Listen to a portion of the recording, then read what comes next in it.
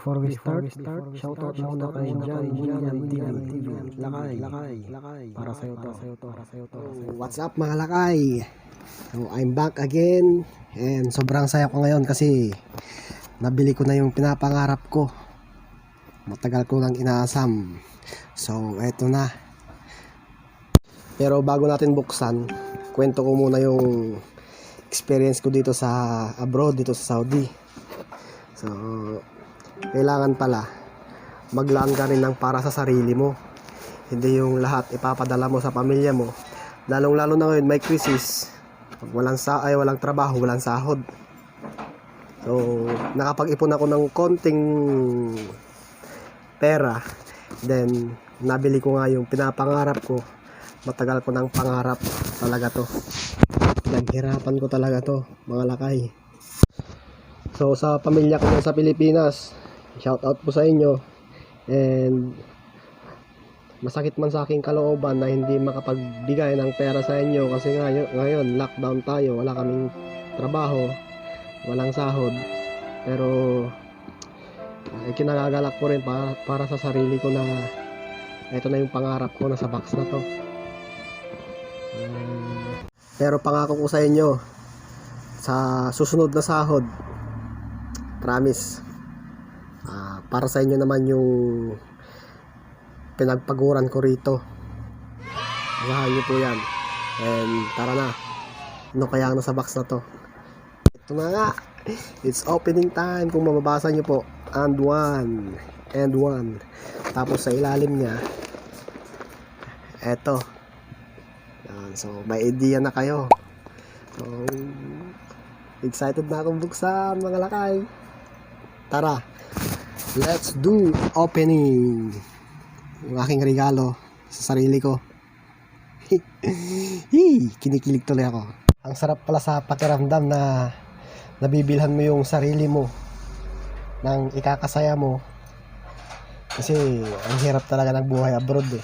So kailangan magbigay ka rin, i-treat mo yung sarili mo. Kaya ito na nga, success, nagawa ko rin. Open na natin. Huwag na natin patagalin. Okay, open na natin. Para kayo magbuksan eh. Yan na siya. Yan na siya, mga lakay. So, check what's in the box. So, eto na. Dadamputin ko na siya. Nangangati ng mga palad ko. So, ano kaya? Mayroon tayo dito. Tadan! Pagkain ng OFW dito sa Saudi. Ang Indomie. Mura na, matipid ka. Masarap pa. So, eto. Indomie. Unang-una. Yes! Next one. Tara! Damputin natin.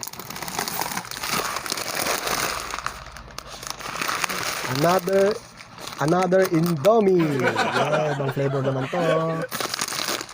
Yes.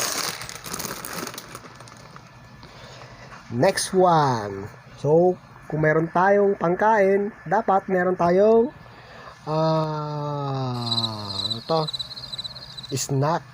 snack naman tayo. So, tadan! Popcorn. Itong susunod parang hindi ko siya magagamit.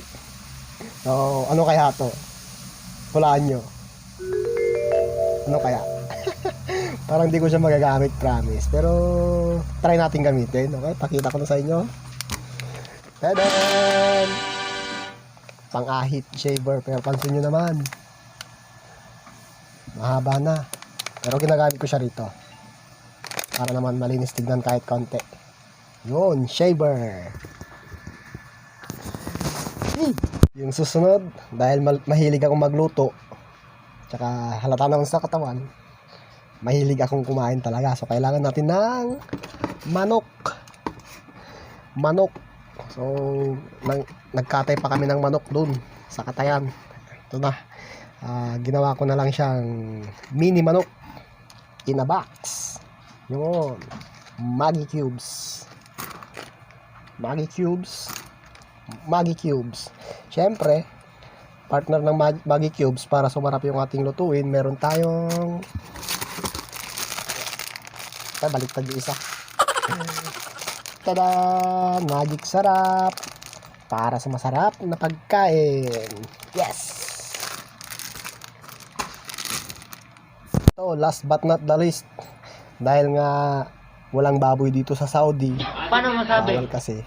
Hindi totoo yan. So, namimiss ko na kumain ng Bola lang paborito yan. kong pork sisig. So, ayan. Ito na siya. Yung ating mamasitas. Sisig powder Kapampangan. So, ayan. Ito na yung laman ng aking box.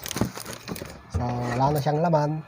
And, sobrang saya ko kasi kahit paano, may nabili para sa sarili. So, salamat and thank you for watching. God bless you mga lakay.